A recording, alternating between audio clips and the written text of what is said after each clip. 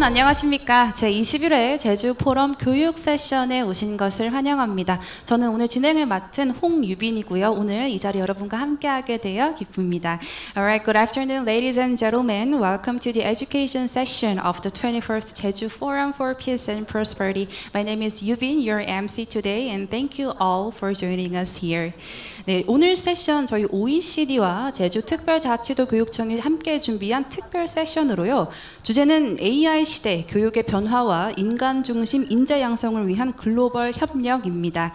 Today's session is a special event jointly organized by the OECD and the Jeju Special Self-Governing Provincial Office of Education under the theme Global Cooperation for AI-based Educational Transformation and Human-Centered Talent Development.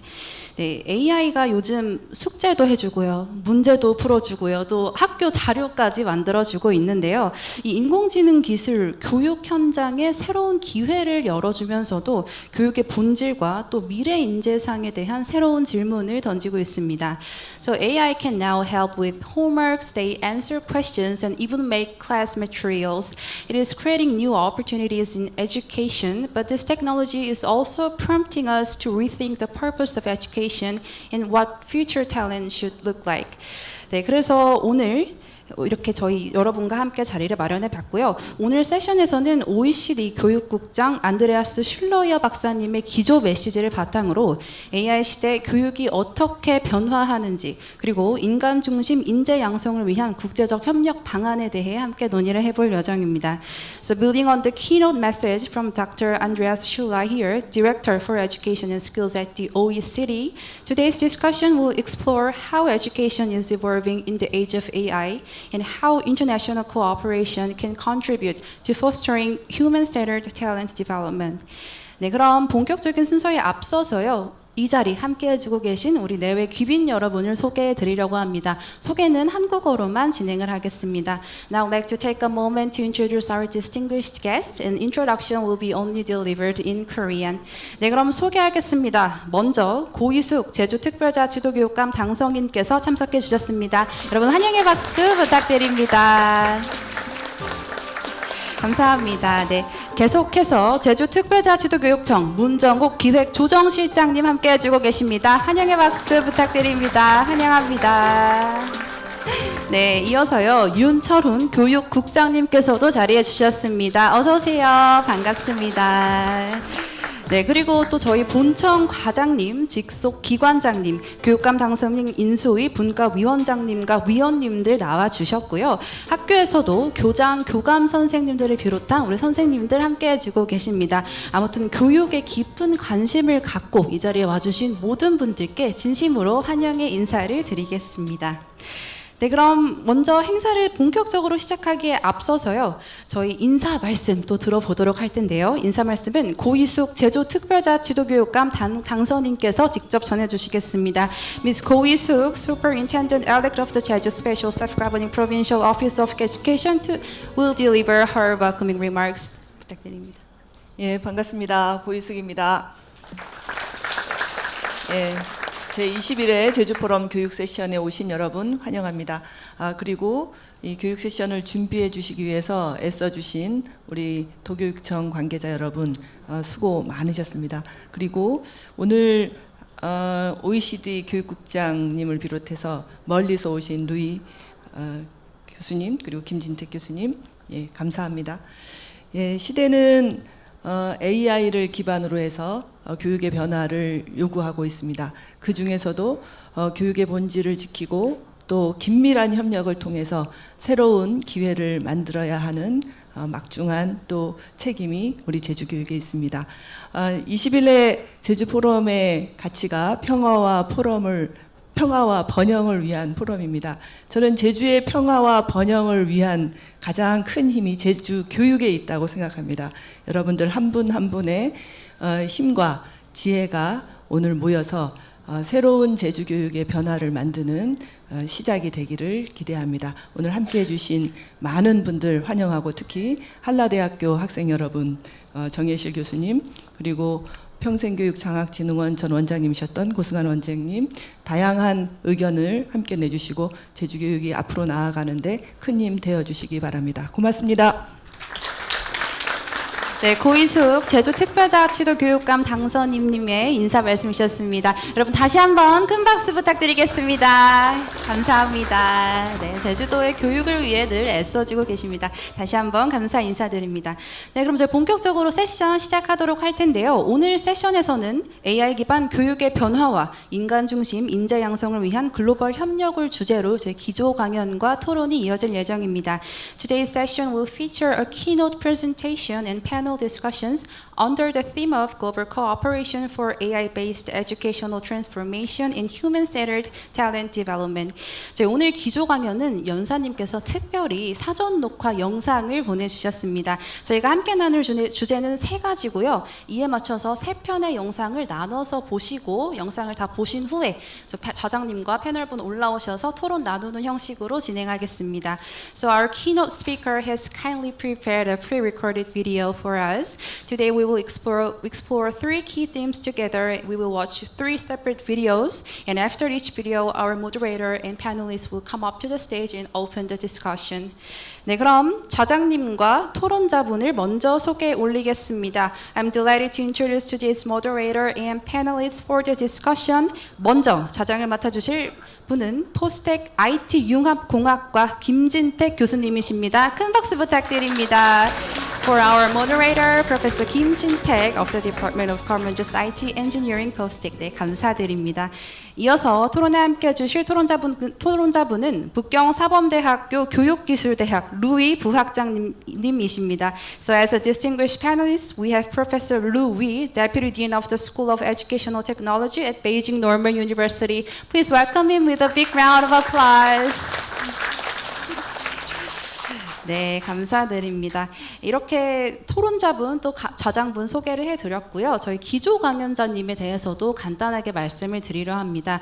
Now I'd like to briefly introduce our keynote speaker. 저희 안드레아스 슐라이어 국장님은 경제협력개발기구 교육기술국 국장으로요.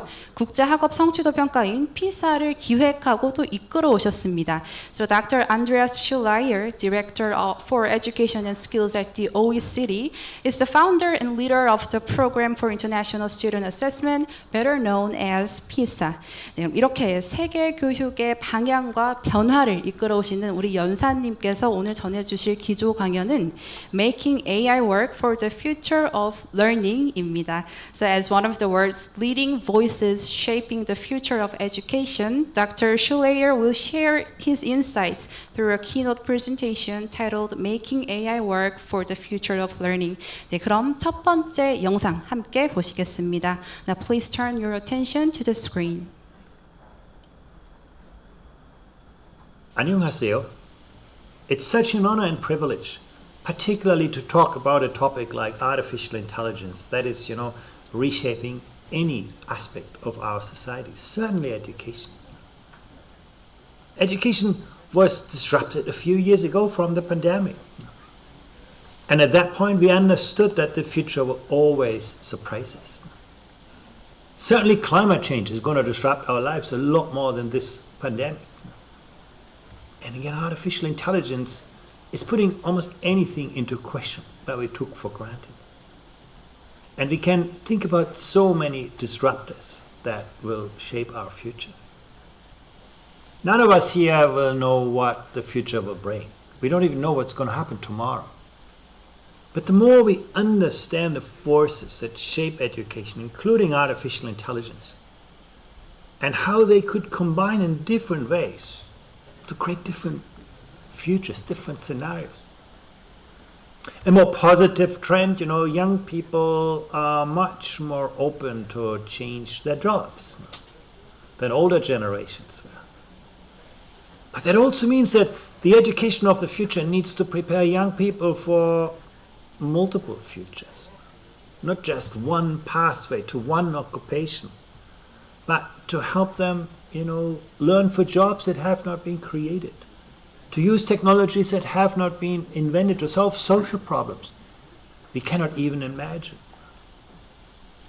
And I'm saying that because if you look at the results from the global PISA tests, Korean students are exceptionally good in reproducing what they know, but sometimes when they're given tasks where they have to apply their knowledge creatively in novel situations, they face difficulty, and that's becoming so much more important in this future.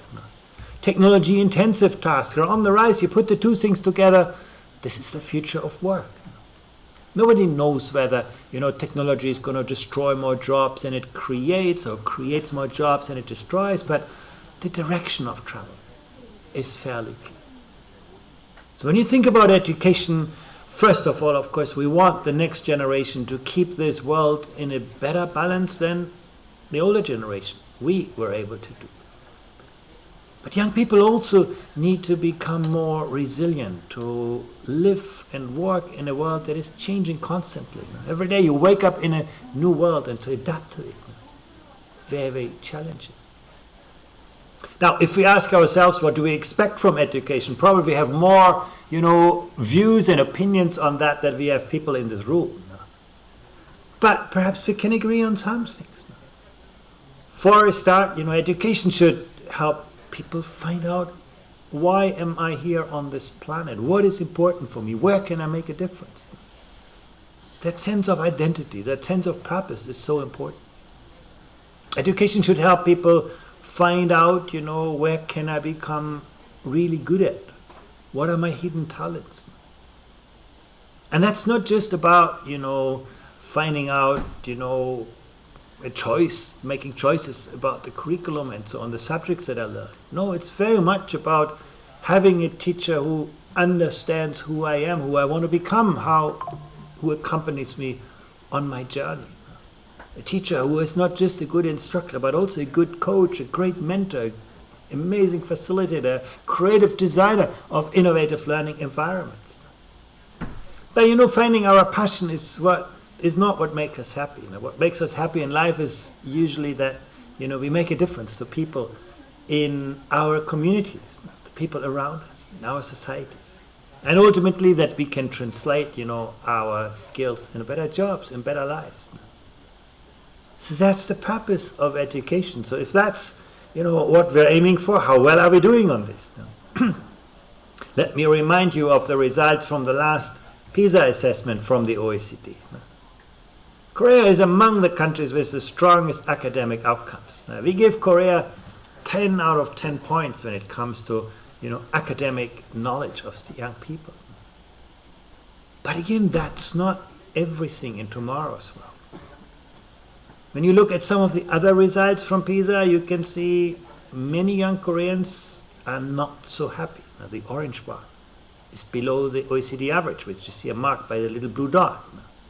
You can see young Koreans often have a hard time to adapt to a changing world, that emotional resilience. How do I behave when I wake up in a different world? Now, that green bar is quite short. The school-leisure balance. Students in Korea know how to deal with school. They're very well adapted to that world of learning, but when they have to organize their learning on their own, their life, they sometimes struggle. And there's another aspect, We surveyed 10 and 15-year-olds on their creative skills.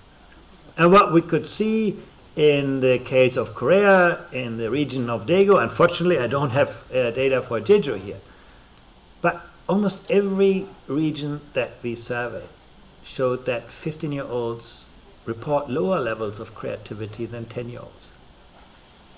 If I would tell you, your 15-year-olds do worse in mathematics than your 10-year-olds, you would say, that's impossible. Students always learn something in school. But maybe not. Maybe creativity is an example where we can lose some of the capabilities of children when we have a too strong, compliance-oriented, learning environment. An environment that rewards answers more than questions.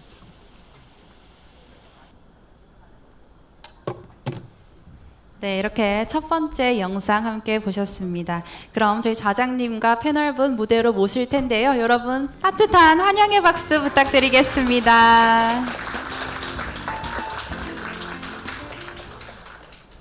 네, 여러분 안녕하세요. 방금 소개받은 포스텍 IT 융합공학과에 있는 김진택입니다. 오늘 방금 전에 이제 유 교수님이랑 앉아가지고 이제 오늘 어떻게 할까 뭐 간단하게 시나리오도 짜보고 뭐 하다가 그냥 되는 대로 하자 이렇게 됐습니다.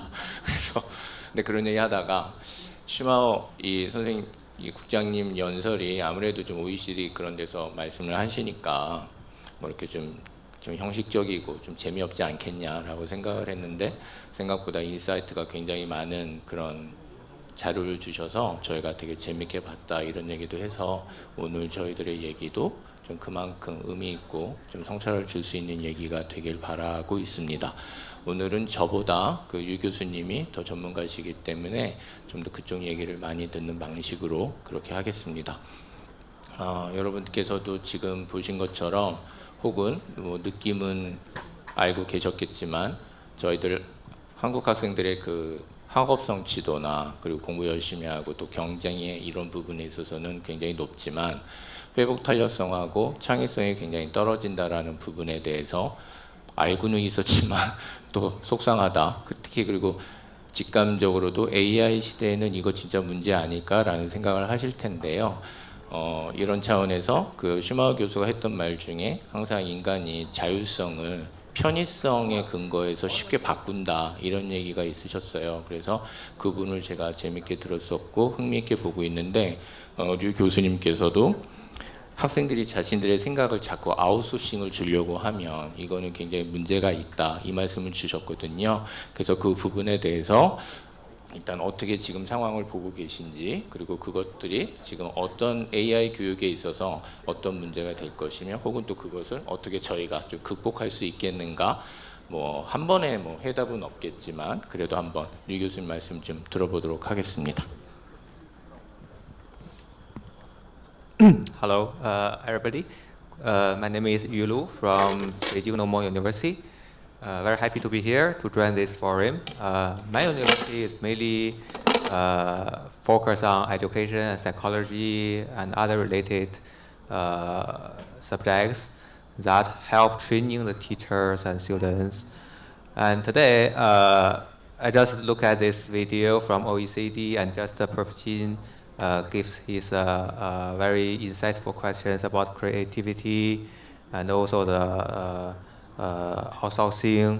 I think as just Provincial described the situation in Korea, in China, we also have the similar situation. Just like the figure showing on the screen, the lowest creativity areas of the students is from Suzhou, China. So I think this is a similar situation. Students, let me give you an example. My university is a top university in China. So every year when the new students comes, I normally give the interview for the students. I ask some mathematics questions to the students, but just add a little bit difficulties. Although these students, they got a very high scores in the national entrance examination, but normally they can only simply answer the questions that mainly on the memorizing concept or very similar to some formula-based questions. But when I trying to ask them some questions that's transferring the mathematical formulas into the solving the practical issues, normally they cannot give a very well answers. I think that is the issues commonly seen in today's East Asia education, because the school normally training the students for the higher marks or scores. They don't very trying to fostering their real interest in the subject, and that makes the students normally only focus on the ranking and the scores. But meanwhile, today AI comes, especially generative AI, that is disruptive technologies. So most of the simple tasks can be resolved by the AI. And previously, our students can still find some jobs or opportunities in the society without before the AI era, because even though you only remember the mathematical formulas, only remember some simple concepts, you can still find some good jobs in the society. But now, all these jobs have been disappeared because AI can do the replacement, right? So that is why I think today we need to back to the basic purpose of the education. That is why we need to train the students, or how we need to train the students in the school, not only for the scores or rankings. And of course, it's very difficult because we still have a very standard examinations. It's very entering into the top universities is very competitive, whatever in Korea and in China. But I think there's some opportunities because, for example, nowadays the Ministry of Education in China, they launched the new curriculum for all the subjects in the primary school and secondary school. That new curriculum emphasizes on all the subjects need to be implemented using the project-based learning. So ideally, all the schools, they need to adopt the PBL, project-based learning, to teach their own subjects. So that one actually trying to fostering the students' problem-solving capabilities, higher order thinking capabilities. Although it's pretty hard, because teachers are not very familiar with this, and it's difficult to really implement the PBL in the classroom. But at least from a national level, the government is trying to impose this policy, and the reform already starting, and it's trying to give the new opportunities to the new generation, to give them the better training and learning styles in the school. I think this is a good start. And today, we are just trying to improving the creativities and also trying to fostering students' autonomy and to give the students real interest to learn whatever mathematics, English, chemistry, and physics. And I think this is what we are trying to do now. And I just discussed with Prof. Kim. He's also saying Korea has a similar strategies nowadays. And I think we can also try together to design and implement this new kind of classroom teaching format in the schools. Yeah.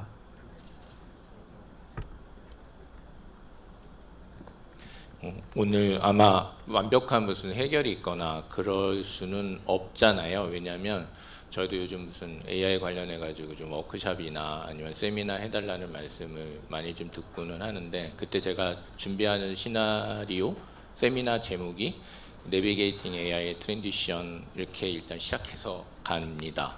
그러니까 내비게이팅이라는 말을 저도 쓰는 게, 저희가 이제 못 가본 길은 이제 모르는 길은 저희가 주소를 쳐서 가야 되잖아요. 근데 지금 저희가 AI 시대는 지금 칠 주소가 없어요. 어디다 치고 줄지 모르니까 우리가 길을 가면서 주소를 만들어 가야 되는 지금 상황입니다. 근데 그 일을 인류가 계속 해오긴 해왔죠. 항상 새로운 길을 걸어오긴 했는데, 지금 루이 교수님 말씀하신 것처럼 지금 굉장히 거대한 전환기에 있기 때문에 지금 이 길이 어떻게 될지, 그리고 주소를 지금 제대로 잘 넣을지, 그리고 그 주소가 맞는 곳인지 그것도 좀 문제라서, 그래서 그거에 대해서 저도 항상 고민이 있는데 아마 오늘 바로 그러한 얘기를 할 수 있을 거라고 생각 들고요. 오늘 구체적으로 아마 PBL 얘기가 잠깐 나왔던 것 같은데 뭐 그 얘기는 또 나중에도 계속 이어갔으면 좋겠습니다만, 아무튼 쉬운 길은 아니지만 분명히 가볼 만한 가치가 있는 길이다라는 말은 그런 생각은 듭니다. 시간이 4분 남았는데 하나 정도 더 말씀을 드릴게요. 먼저 코멘트를 주신 게 하나 있어서 그거 관련해서 교육의 그 불평등과 사회적 불평등에 대해서 멘션을 저한테 주셨어요. 그래서 두 가지인 것 같아요. 하나는 AI 인프라가 깔려있지 않은 친구들, 그런 나라의 교육생들한테는 일단 벌써 거기서부터 커다란 불평등이 있고요.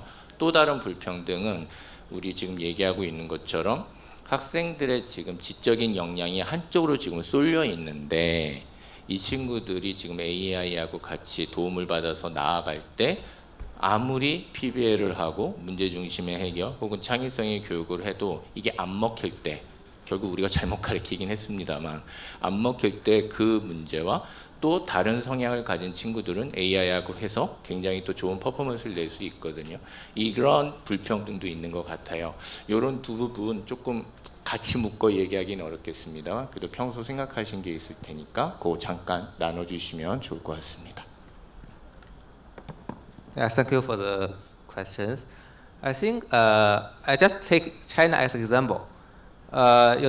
AI infrastructure is not a very high cost devices or environment. For example, nowadays, almost every school in China, they have the computer room. So they have the internet connection. And as long as we just connect to the large language models on the back end, normally they can use a very simple AI to discuss questions or to give the classroom support. But the issue is, as you have just mentioned, students trying to do some outsourcing tasks. Even for the rural area students, normally they can trying to use different large language models to, for example, write an essay for their homework, for their Chinese or English homework, or to ask AI the mathematical questions and directly get the answers. That is the issue. So the basic infrastructure actually is not a big issue, and every students can access whatever DeepSeek in China, Kimi in China, those of internal large language models. That is the current situation. But the issue is whether they can really correctly using this AI. Whether they know what task should use AI, what task shouldn't. I think that is the issue. And now we are also trying to develop some infrastructure or systems that ruling the students or help the students to identify the tasks, the ideal tasks or the suitable tasks that they can use AI to help, and also provide some of the AI services for the students to properly use AI. And of course, this is just a very big ambitions. In the large cities, now we are trying to do that, but in the larger area, especially in the rural area, so it's pretty difficult and very costly. But I think now, given the AI can be very easily accessed by any computer, smartphone, they can all use AI even for free. Then the question is whether we can regulate the students to properly use AI for the different tasks. At least don't ask them to use AI to do the homework directly, to do the offloading, cognitive offloading on their important subjects or on their important learning process. I think that is the current issues we are facing in China. Yeah. 그러면 이렇게 파트 1에 대한 얘기는 듣고 저희는 파트 2 얘기로 다시 네, 무슨 말씀하셨냐면요. 이렇게 파트 1에 대한 얘기는 마무리를 하고 파트 2에 다시 올라오겠다고 얘기 전해주셨습니다. 여러분 다시 한번 큰 박수 부탁드리겠습니다. 네, 감사합니다. 그리고 우리 교수님들이요, 앞으로 2번 더 무대에 올라오실 예정이에요. 이게 무대 내려갔다가 올라오는 게 생각보다 부끄럽습니다. 여러분 큰 박수로 함께 해주시면 감사하겠습니다. 네, 함께 해주셔서 감사합니다. 네, 그럼 저희 2번째 영상 이어서 시청해 보겠습니다. 영상 틀어주시면 되겠습니다. If that's the context, what can artificial intelligence do for us? For a start, artificial intelligence is not a magic power. It's more like an amazing accelerator, an incredible amplifier. It's going to amplify good ideas and good educational practice in the same way it can amplify poor ideas and bad practice. It can adapt to the learning needs of different learners so well. And the Korean digital textbooks are a great example of that. Students can learn on their own pace. But at the same time, we also see how technology and artificial intelligence can amplify almost any form of inequality, super empowering those who have the right resources, the good preparation, and disempowering those without that. Technology can personalize and accelerate our learning. AI is very, very good at that. And once again, the Korean digital textbooks are a great example where this is happening. But sometimes artificial intelligence makes students outsource their thinking. As humans, we often trade in, our autonomy for convenience. We give up human capabilities when things get easier, and that's the same thing. Sometimes, artificial intelligence becomes a crutch, not a scaffold for learning. You need to be careful about that. AI can empower teachers as designers of the most innovative learning environments, or it can make them slaves of scripted lesson plans and algorithms they don't understand. AI can, reduce human bias, nuance our own perspectives, giving us a bigger picture, or it can amplify and entrench bias. It can connect people across geographic, linguistic, cultural borders, or it can put us into echo chambers that just amplify our own beliefs and insulate us from divergent thinking. AI is ethically neutral, but it's always in the hands of teachers who are not neutral. So how do we deal with these tensions and dilemmas? To harness the power of artificial intelligence and mitigate some of the risks. Well, the first thing is, students are already great users of general artificial intelligence. And you can see actually in the population even, you can see the share of, ChatGPT users 24, 25 keeps rising. To see, teachers are becoming good users of artificial intelligence. Here's some data from 24, and you can see, in the United Arab Emirates and Singapore, AI is almost making it to every classroom. Also, Korea is among the countries where AI is heavily used by teachers. One thing that explains it is actually the prevalence of learning. On the horizontal axis, you can see the share of teachers who had some professional learning in using AI in the past year. And you can see in Korea, there's a strong environment for AI learning for teachers. It's a great strength of the system that teachers are actively engaged in this. And on the vertical axis, you see the actually share of teachers who use AI in the classroom. You can see the two are very closely connected. Where you have a teacher who is a learner, you will have a teacher who is also an innovator. But, the important question is not just, do people use it, but does it make a difference? Does it enhance learning? And the answer is, particularly when we use general purpose AI tools. Tools that have been built to, help people search information, manage information, but that have no specific educational purpose. Now, when we use those general purpose tools, they don't always lead to learning. Here's an example from Turkey. Students were given generative AI tools, general purpose tools, and when they use them, they produce better answers in fields like mathematics. It's not very surprising. But then afterwards, when they had to demonstrate their mathematical skills without AI, actually, we could see that the students who used the general purpose AI tools did worse. This is a good example where, task performance does not automatically lead to learning. If you just use AI tools uncritically to make, shortcuts, you may lose some of your capabilities.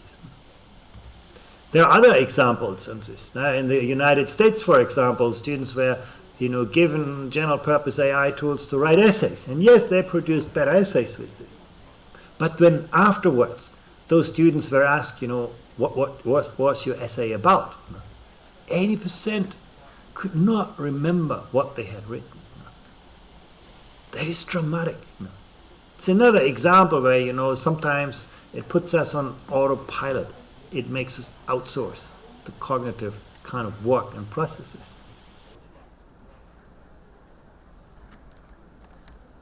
네, 두 번째 영상 보셨고요. 우리 두 교수님 다시 무대로 모시겠습니다. 박수 부탁드립니다.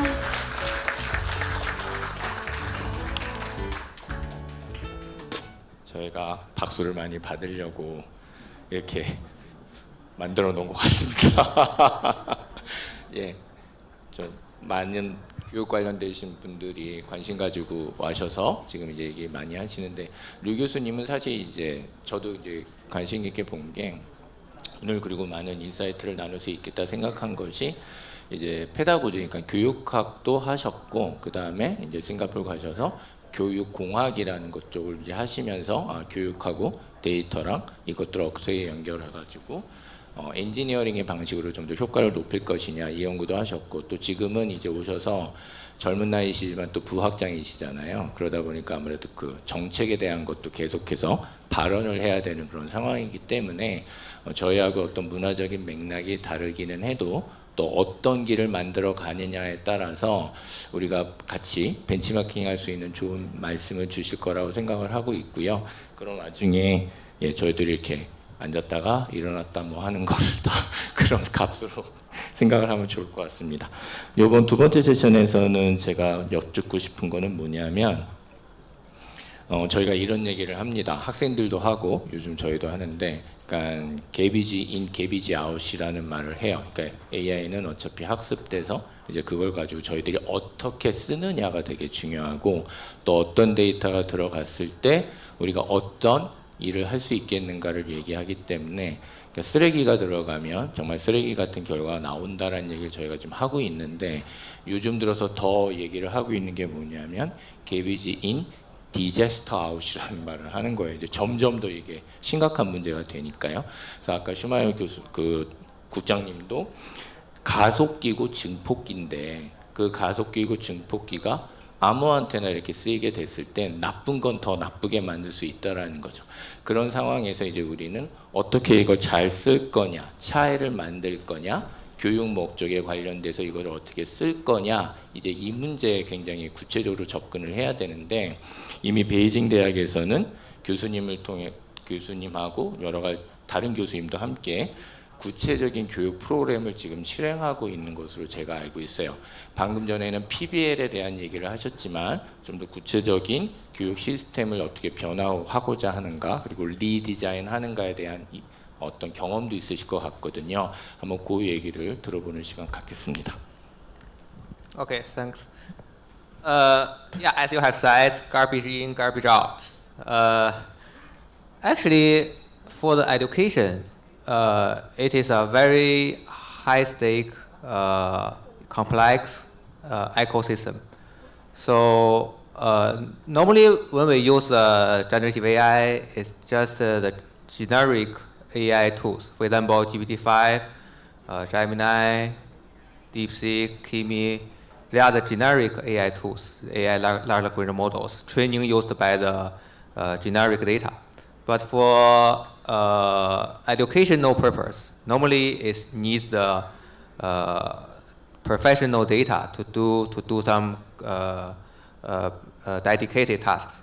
So that is why actually today we have a research community called International Society of AI Artificial Intelligence in Education, short for AIED. So this society is combining the researchers from both US, Europe, Japan, China, Korea, and this is a very long history, around 40 or 50 years history. And we hold the flagship academic conference every year. So this year, actually, right after this forum, from the day after tomorrow, this year's academic conference will be held in Seoul. So that is why actually I come here, because I come here and right after I will also join that conference in Seoul, held in Seoul. And our society actually trying to tackling the issues that design and develop the dedicated AI models and tools for education only. So for example, let me take a very simple example here. I know some of the audience here is local school teachers. And you must use, for example, the Gemini or ChatGPT or GPT-5 to auto-scoring the essay for your class, for your students. But when you're doing this automate scoring tasks using the generic AI, using GPT-5 or Gemini, you will find the answer, the score, and also the assessment is not that accurate. Although it, of course, can give the scores and also can give the evaluations, but normally it's not strictly following your standard or requirement. Why? It is because we are all using the generic AI, and they are using the generic data to train. But how to do the better jobs for automated scoring, whatever for the Chinese, Korean, or English essay writing? Normally, we need some techniques here. For example, we need to do the fan turning, we need to do the prompt engineering, we need to do a lot of techniques to help the AI more suitable for educational tasks. So that is all research societies do. And today, for example, in China, we already have multiple teams and companies that focus on develop the educational large language models or multimodal generative AI techniques to directly serving for education. And those companies actually raise a number of monies to training the dedicated models that can directly serving for the local schools, for teachers and students. I think that one is important because we only need those dedicated tools that using the data from the educational system that we can get a satisfactory performance of the model and eventually serving the students and teachers better. Yeah.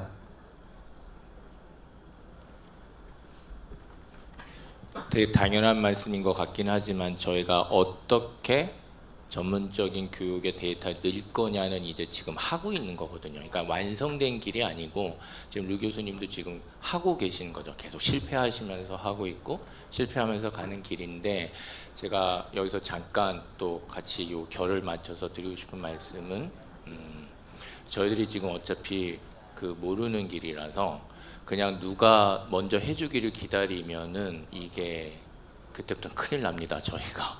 그러니까는 지금까지는 저희가 이제 팔로워였으니까 제가 아까도 말씀을 나눴어요. 류 교수님하고 좀 이렇게 저희가 팔로워였던 시절이 있고 그리고 이제 이것이 이제 넘어가서 서로 둘 다 이제 무버의 차원으로 지금 넘어가서 지금 열심히 뭘 하고 있는데 지금 이 과정 안에서 저희들이 계속 있는 그냥 그대로 따라가고 남이 해주는 거 기다리고 지금 말씀하신 것처럼 아 중국에서 지금 저렇게 교육 데이터를 넣어가지고 이렇게 해가지고 툴을 만들었구나 야 이거 좋겠다라고 갖다 쓰면 저희랑 절대 안 맞을 거 아니에요.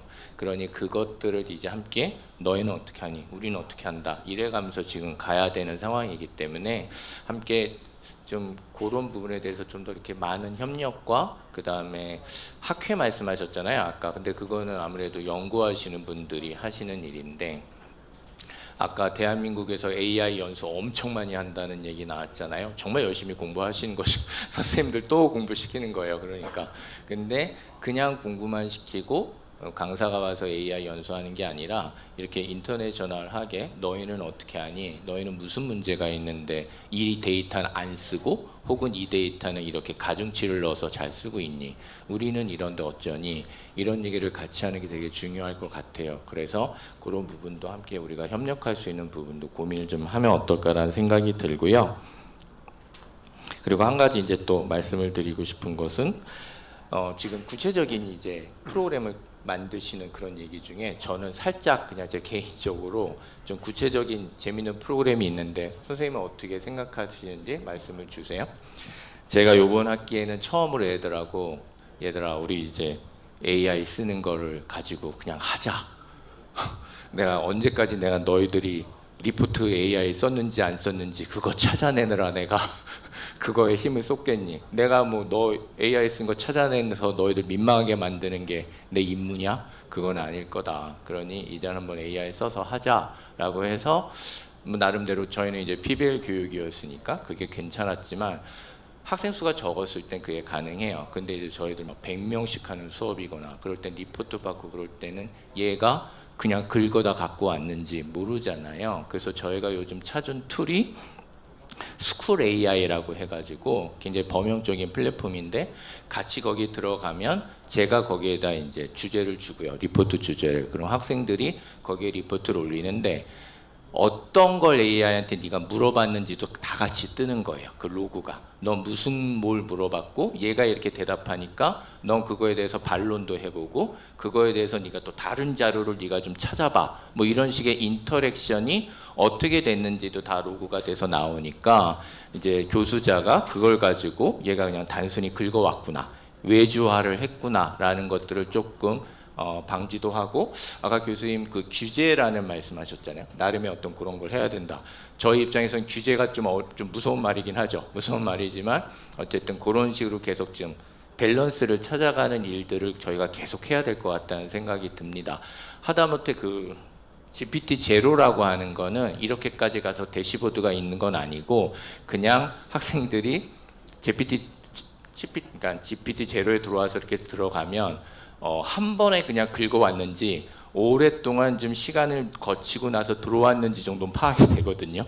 그러니까 그렇게 해서라도 조금 이제 밸런스를 찾으려는 노력을 하고 있기 때문에 저희들이 크게 가는 이런 굉장히 커다란 리디자인을 하는 프로그램, 그 다음에 같이 협력해야 되는 거, 그 다음에 저희들이 또 부지런하게 또 작은 거지만 그래도 서로 이렇게 밸런스를 찾아가는 노력, 이런 것들이 좀 같이 가야 되지 않을까라는 생각이 듭니다. 이번 두 번째 세션은 이 정도로 마무리하고 세 번째, 일단 저희는 먼저 봤으니까요. 세 번째는 이제 교사에 대한 얘기가 좀 나오거든요. 그 얘기를 가지고 한번 또 얘기를 해보도록 하겠습니다. 네. 네, 감사합니다. 다시 들어가 주시겠습니다. 네, 계속 애써주신 자장님 패널분 감사합니다.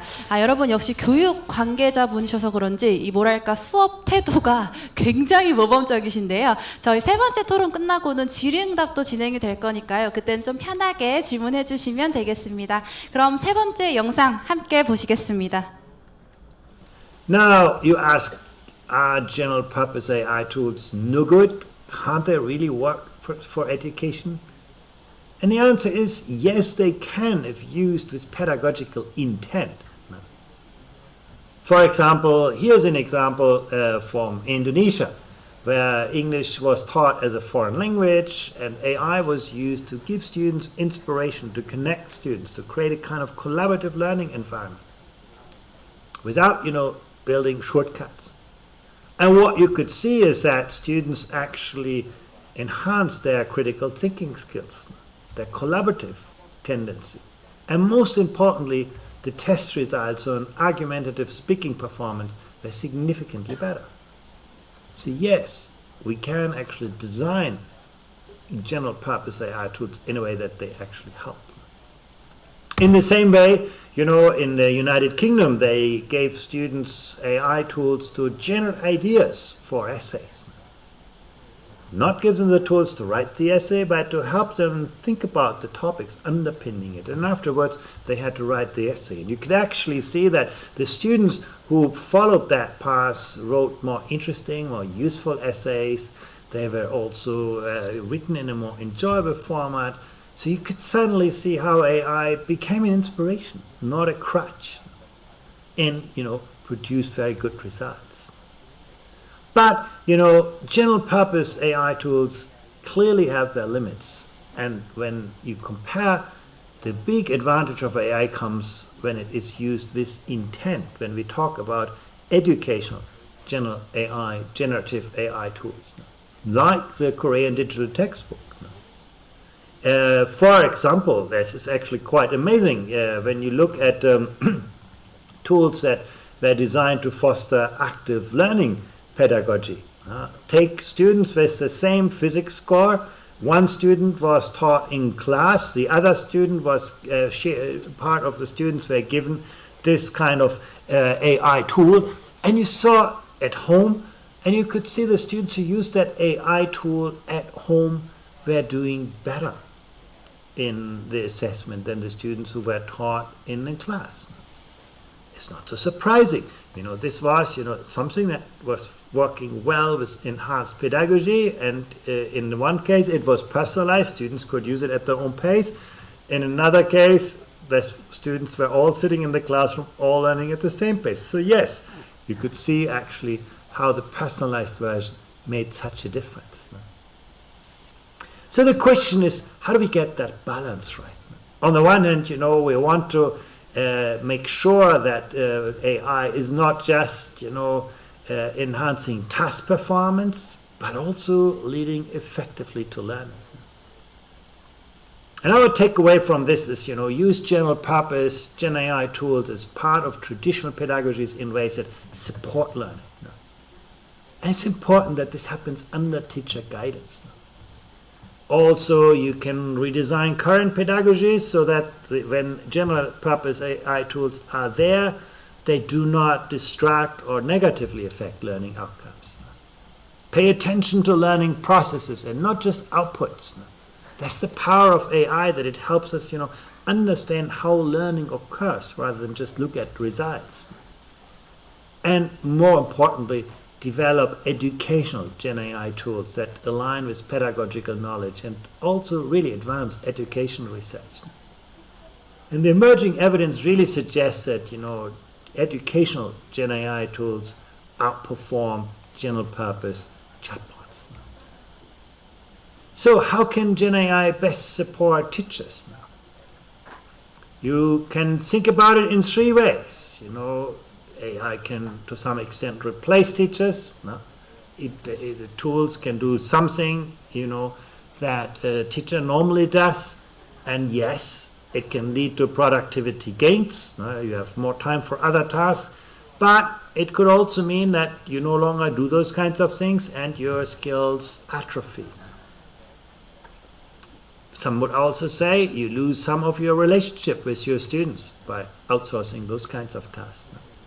You can think about complementarity. Now, how can Gen AI amplify the teacher's capabilities while the teacher remains actively involved in the work? Now, again, you can see productivity gains. Tasks are done better. But, ask yourself, is that conducive to professional learning? Will teachers advance? Will teachers continue to learn, continue to grow in their profession? Maybe not always. And then there is augmentation. Where you think about the human Gen AI team that outperforms what either humans can do on their own or Gen AI can do on their own. And that's probably the kind of environment that you see when teachers grow in their performance and productivity also rises. Let me conclude with a few takeaways from this.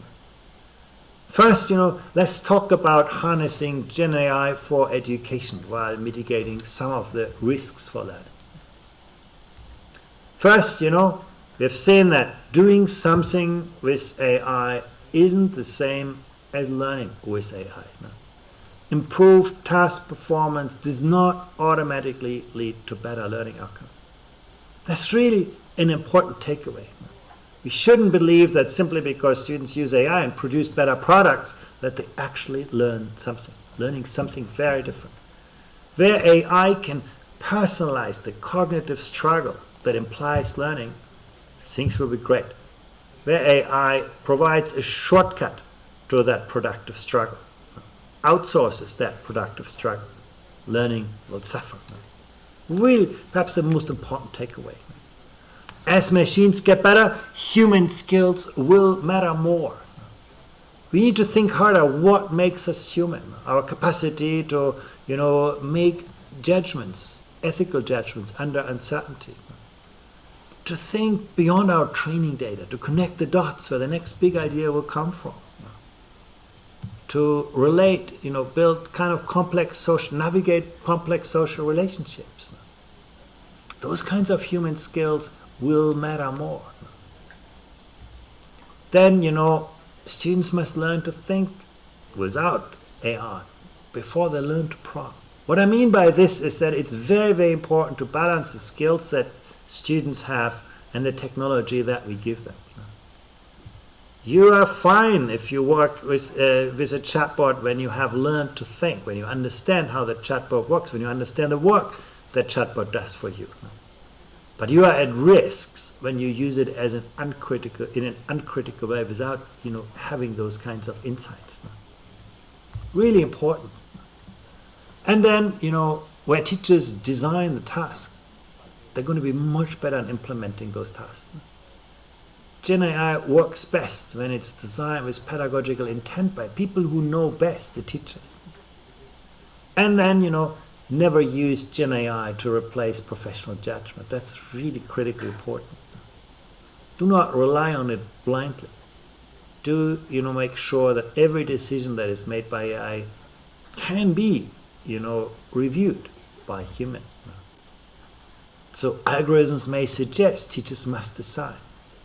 Do not also therefore outsource all of the student assessment work to AI, because you risk that you lose that connection to your students.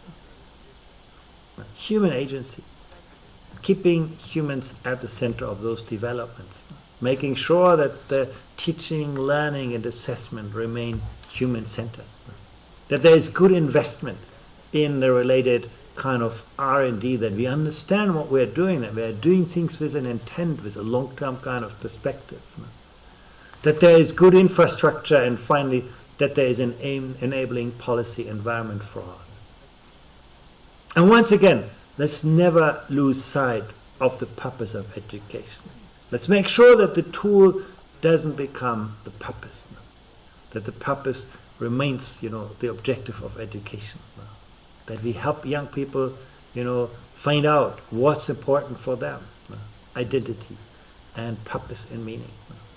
That we help them find out where they can become really good at, what the world expects from them, and how they can translate their skills into better jobs and better lives. And I know you're going to find good answers here on these questions in Jeju. Thank you very much. 네, 기조 강연 마쳤습니다. 큰 박수 부탁드리겠습니다. 감사합니다. 그럼 우리 두 분 이번에 마지막으로 무대로 모시겠습니다.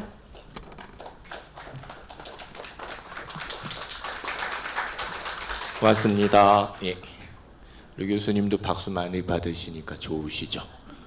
쑥스러우시죠?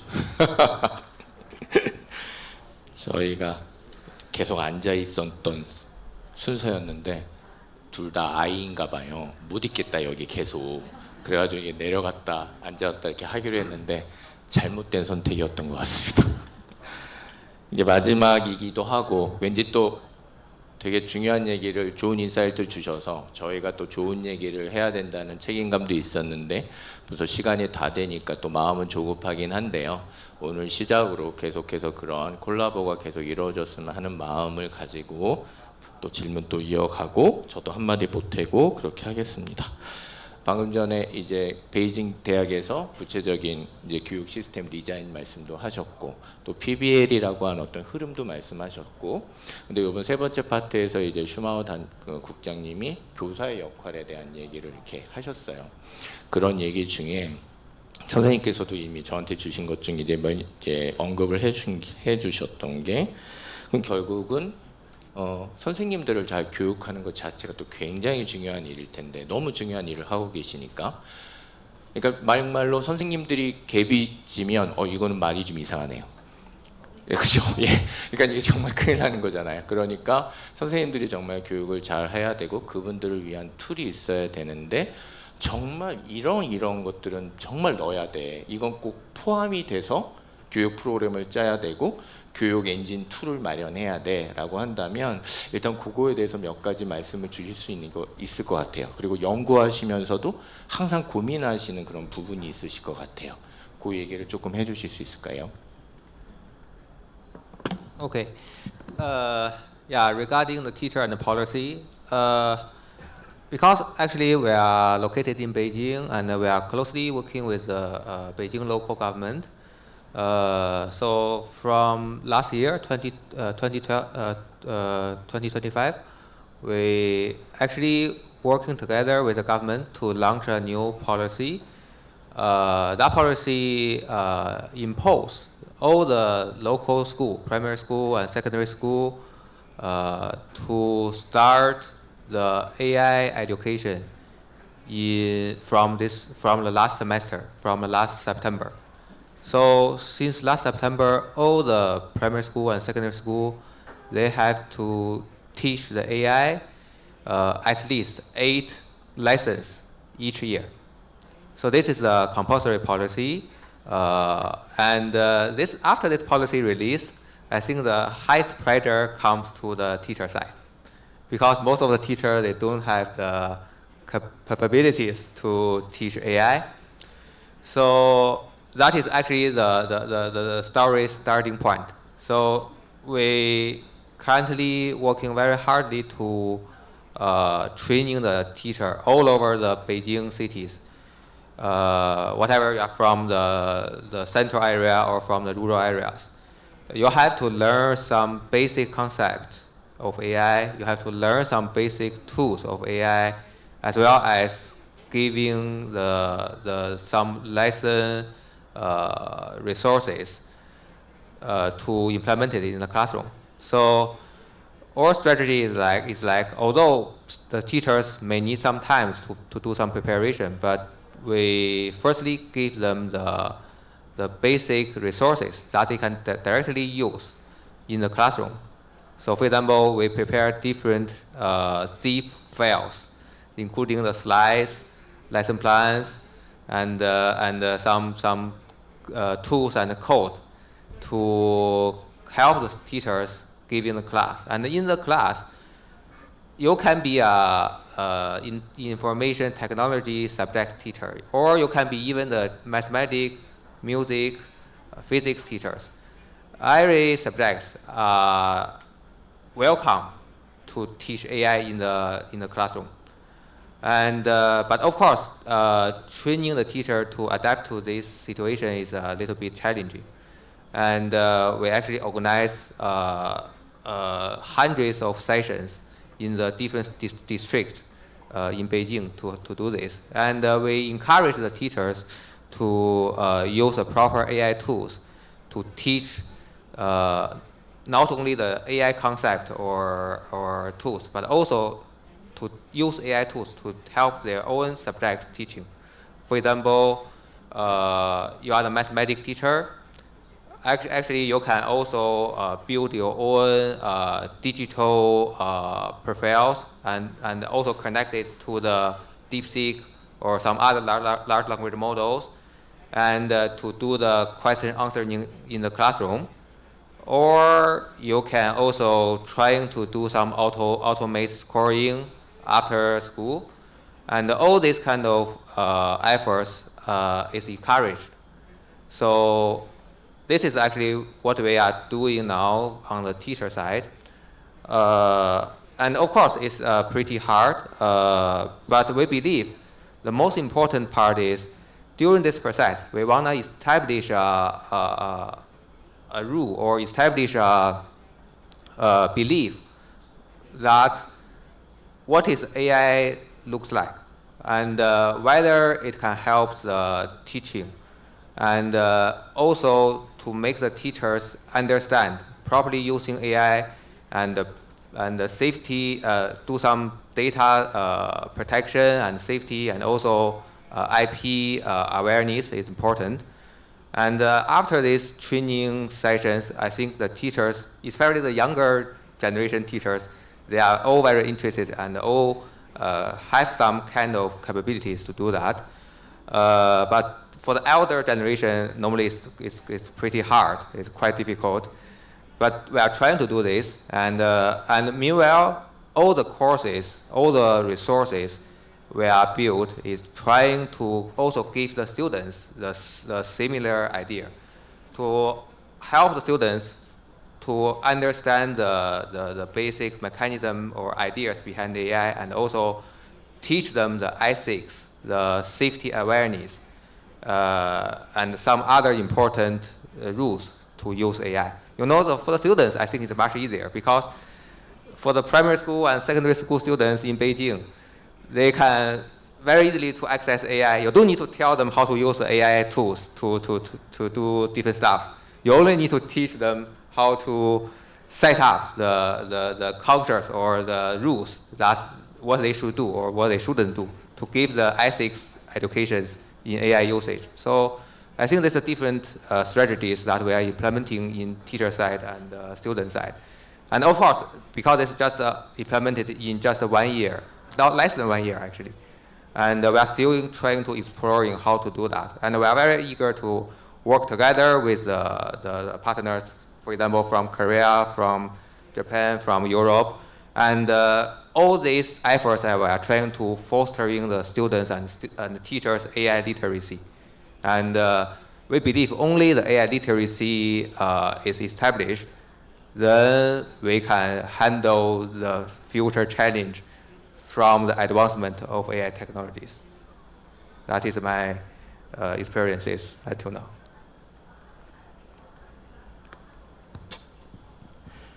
저희가 미디어 리터러시 얘기 한 지가 얼마 안 된 것 같은데 또 이제 AI 리터러시 얘기로 저희가 해야 되는 상황입니다. 생각해 보면은 그냥 저희가 계속 이렇게 정신없이 살아온 것 같긴 해요. 그런 와중에 또 이걸 해야 된다고 했을 때 아유 그냥 어쩌라는 거야 라고가 아니라 어쨌든 가보자 라는 게 지금 중요한 상황인 것 같습니다. 그래서 오늘 여기 모이신 것도 같고요.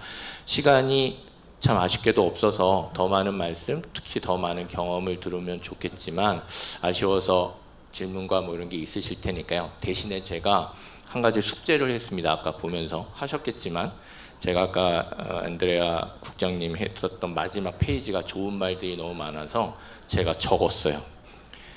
AI로 임무를 수행하는 게 절대 러닝이 아니다. 이거 같이 한번 생각해 볼 만하고요. 기계가 더 똑똑해질수록 인간의 역량이 중요하다. 그러니까 메타인지나 큰 그림을 그리는 게 중요하죠. 이 친구한테 일을 시켜야 되니까요. 세 번째는 그러려다 보니 학생들한테 프롬프트 쓰는 법이 아니라 AI 없이 사고하는 법을 길러게 해야 한다. 결국 책 읽어야 된다는 얘기입니다. 친구들하고 얘기 계속 해야 되고요. 근데 지금 상황은 저희가 그렇지가 않죠. 애들이 친구를 안 보죠. 교사가 과제를 직접 설계하게 해야 한다. 여기 교육부 선생님도 많이 계시지만 한번 이쪽으로 계속 좀 고민을 좀 해주십시오. 이렇게 뭐 해라 하시지 마시고 자율권을 많이 주시고요. 그리고 전문 판단을 절대 AI한테는 맡기지 마라. 인간의 몫이다. 왜냐하면 알고리즘은 그냥 제안만 하는 걸로 보고 판단은 선생님이 하셔야 된다. 적어도 교육에 있어서는 그 문제를 해주셨고 마지막에 결국 교육이 수단이 아니라 목적이라는 거에 다시 한번 집중하자라는 말 주셨거든요. 저희가 교사분들이 어쩌다 보니 극한 직업이 되셨어요. 중국도 마찬가지랍니다. 굉장히 힘들답니다. 전에는 굉장히 존경받고 하셔야 될 일이 많으셨던 직업이었는데 지금 저희들이 모두 알고 있는 것처럼 미디어를 통해서 굉장히 상황이 좋지는 않은데 저는 이런 생각을 잠깐 해봤어요.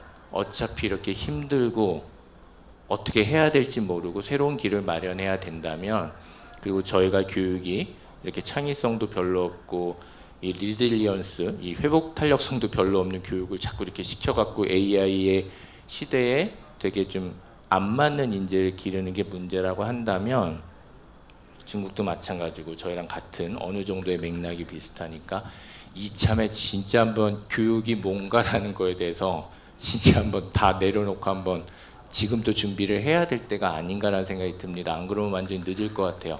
저희가 그런 기회도 없이 막 달려왔잖아요. 근데 이참에도 또 달려가면 그냥 정신없이 이렇게 맞고 이러면 아까 슈마우 국장님 말처럼 그냥 목발을 계속 짚을 것 같아요. 얘 없으면 이제 큰일 나는 거죠. 넘어지는 거니까. 이 지점에 대한 얘기를 같이 고민해보고 그거에 대한 구체적인 경험과 그리고 연구 결과에 대한 어떤 높은 인사이트를 오늘 유 교수님이 주신 거라고 생각하고요. 오늘 좋은 시간이 되셨기를 바라고 혹시 Q&A가 있으면 제가 진행하나요? 네. 질문 있으시면 해주시고 아마 유 교수님이 이렇게 질문해 주시면 아마 잘 대답해 주실 겁니다. 천천히 질문해 주시죠.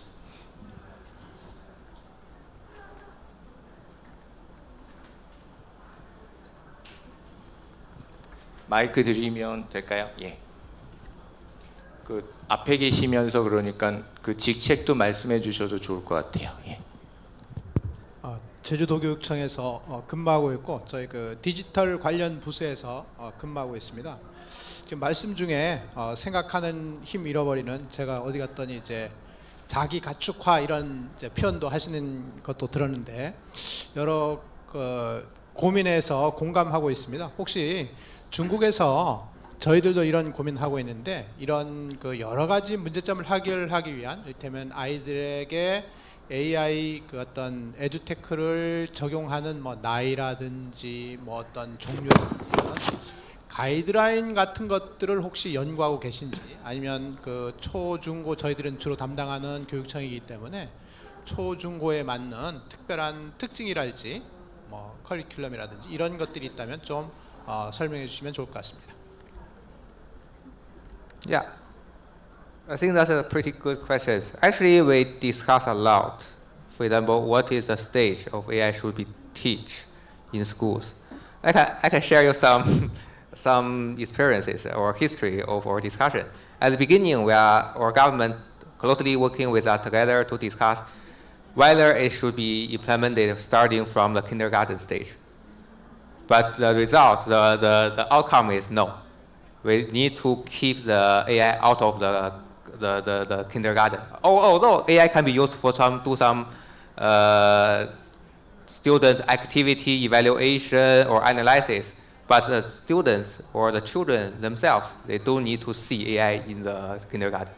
I mean, that is the first stage. And the primary school, we do have the curriculum. But that one is not compulsory, but we do have the curriculum for both primary school, from grade 1 to grade 12. From grade 1 to grade 6, the primary school stage, our curriculum emphasizes on we only need to teach AI as some of the, ask the student to experience the AI.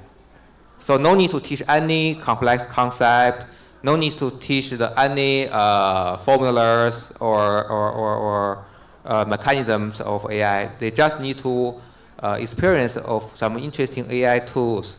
Let the primary school students know, okay, AI is interesting. AI can work with me together. We can combine AI. We can work with AI to invent or to manipulate some interesting stuff. That is for the primary school stage.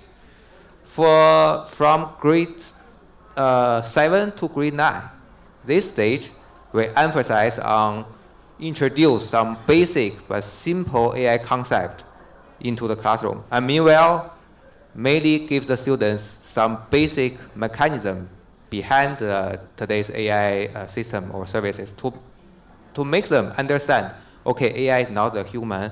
AI has its own rules to operating.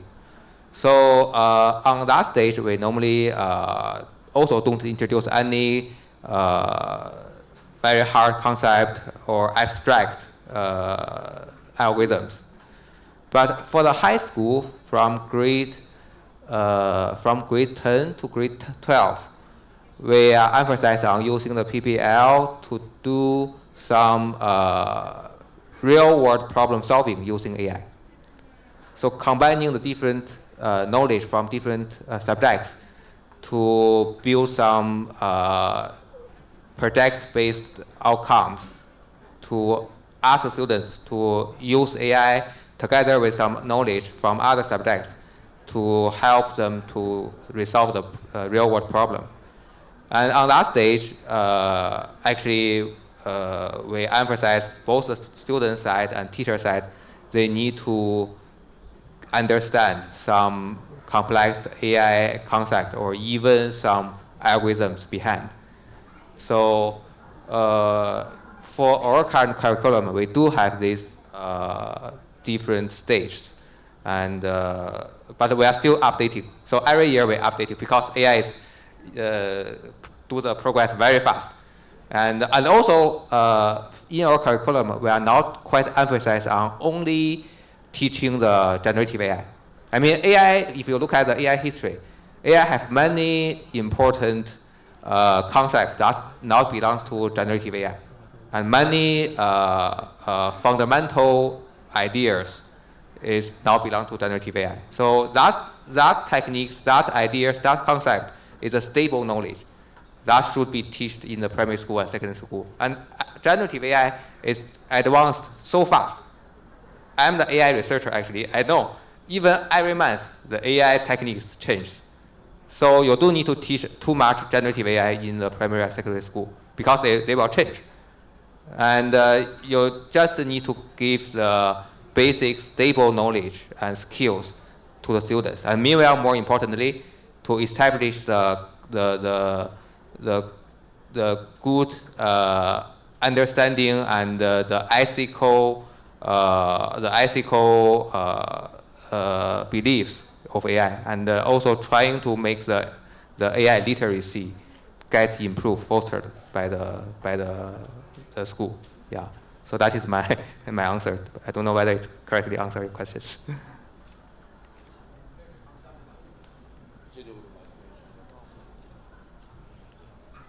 또 질문 좀 받으실 시간이 있습니다. 저희가 4분 정도 있어서 또 질문 하나 정도는 저희가 받을 수 있을 것 같습니다. 예, 마이크 여기 주시면 됩니다.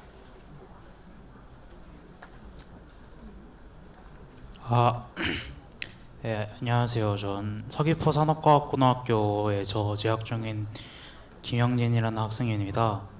이제 아까 교육 AI 툴에서 말씀해 주셨는데 코로나 상황을 저희가 겪어왔잖아요. 그래서 그런 질병 팬데믹 상황에서의 AI 교육 툴 활용이 얼마나 영향을 줄까 약간 그런 게 좀 궁금합니다.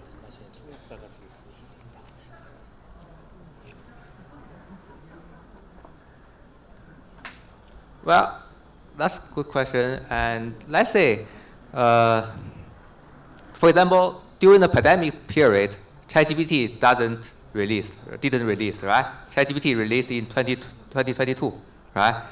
But at that time, we do already using AI to help us a lot. For example, using AI to answer questions, but that is the traditional AI mostly.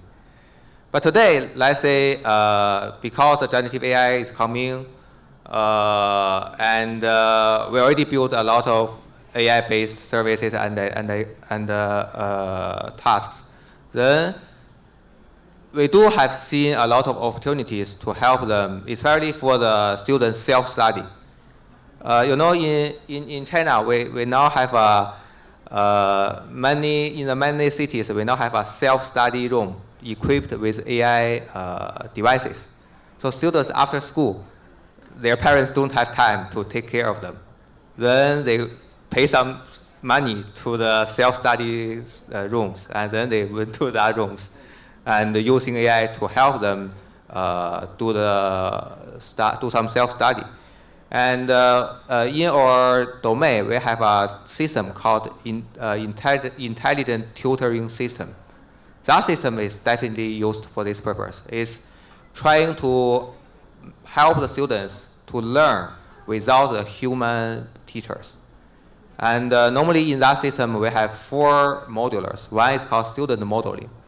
It's trying to simulate the students' cognitive process, to look at the students' study process data and estimate the students whether it is already master or not master the current concept or skills. So that is called student modular or student model. And another modular is called the pedagogical modular, right, which is simulate the teacher's teaching. So when you get into that system, normally the system will pretend to be a teacher to propose questions, to give you recommendation on different questions or exercise or resources. And because of the generative AI, it is more intelligent now. It can also keep asking your questions and also do some psychological counseling with students. So that one is also implemented in the ITS, Intelligent Tutoring Systems. And moreover, we have another modular is called knowledge modulars. So if you learn mathematics, then we will formulate a mathematics knowledge graph. That is maybe for high school. And using that modulars, the AI system can totally understand the high school's mathematics knowledge structure and can automatically resolve the mathematics questions. And eventually, we have another modular called the user interface. So today, there's a dedicated research domain called trustworthy AI for education. So we design the user interface that trying to make it transparent to the teachers and students, and trying to using the simple way to communicate with the students.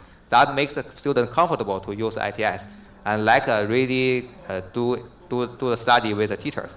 So using these 4 modulars to formulate the ITS systems, then we can expect it in the future, after the school at least, the students can study by themselves, and have a higher efficiency during this process.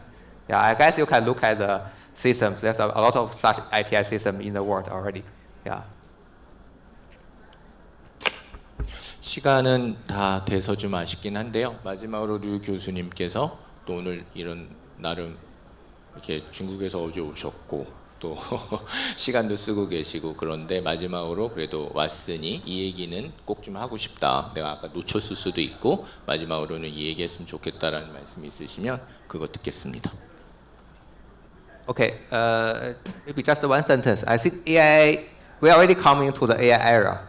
And AI literacy is important for both students and teachers. And we need to properly using AI, but still being the decider in the education society. Yeah. 예, 말씀 감사하고요. 저도 마지막 한마디만 하고 끝내겠습니다. 결국은 안 가본 길이고 이젠 저희가 무버기 때문에 의미 있는 삽질을 이제 해야 됩니다.